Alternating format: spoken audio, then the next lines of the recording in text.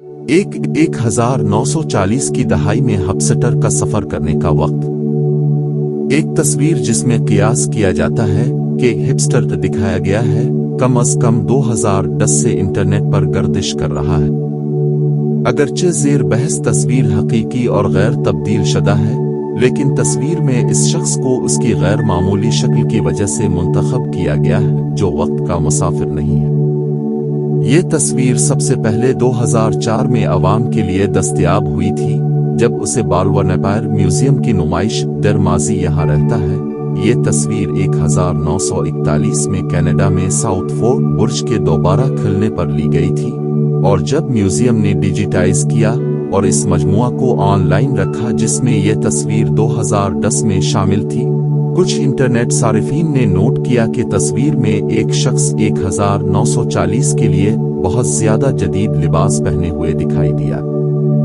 ये ख्याल के तस्वीर में आदमी एक टाइम ट्रेवलर है, 3 चीजों पर मुनहसिर है जो उसे पहने पकड़े हुए देखा गया है, जो 1940 की दहाई के लिए बहुत जदीद विंच की मालूम होती है। एक लोगो टी शर्ट, एक छोटा पोर्टेबल कैमरा और धूप के चश्मों के अर्ध गिर्द लपेटना।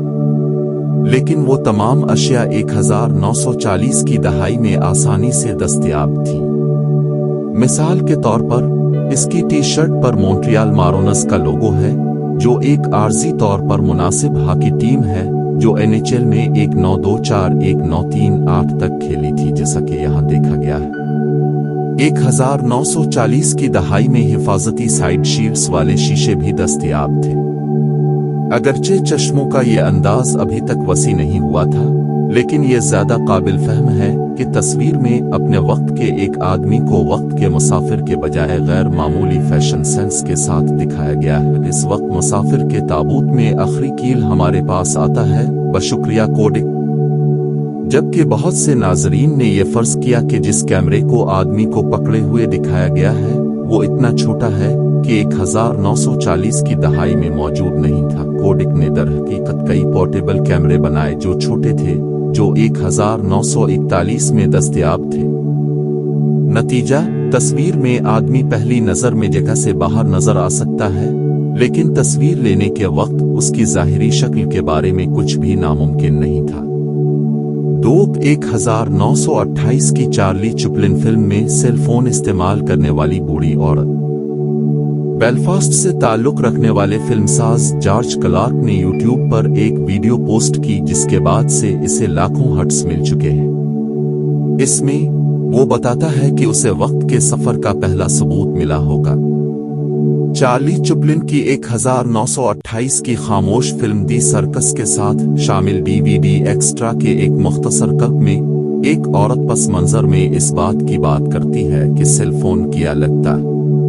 ज़ेर बहस औरत के साथ मंजर 2:42 में शुरू होता है।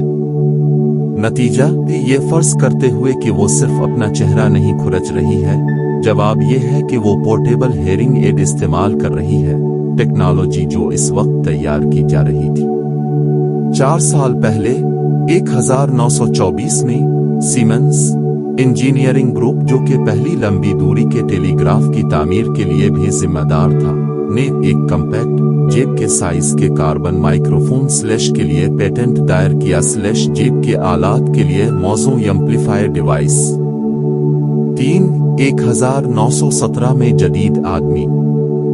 कनाडा में 1917 में ली गई तस्वीर में एक पहाड़ी के किनारे बैठे मर्दों, औरतों और बच्चों के एक ग्रुप को दिखाया गया है, लेकिन अकाब की आंखों वाले मुबस्सरीन ने देखा है कि तस्वीर एक खास वजह से नुमाया है जो 21वीं सदी से सीधा आदमी मालूम होता है। यह तस्वीर लेस्टर रे पीटरसन की 1974 की किताब the great Cape Scott story में कनाडा के इलाके की तारीख की एक कहानी में दरियाफ्त हुई थी। जैसा कि कुछ लोगों ने निशानदेही की है, सरफरमैन बाकी हुजूम के अंगूठे की तरह चुप कुत्ता दिखाई दे सकता है, लेकिन इसका लिबास बहुत अच्छी तरह से राइज हो सकता था। इस तस्वीर के वक्त बटन के बगैर स्लिप ऑन गारमेंट्स दस्तयाब थे। कदीम तरीन टी शर्ट 1898 की हस्पानवी काल अमेरिकन जंग और 1913 के दरमियान की है, जब अमेरिका बहरिया ने उन्हें जेर जामे के तौर पर जारी करना शुरू किया।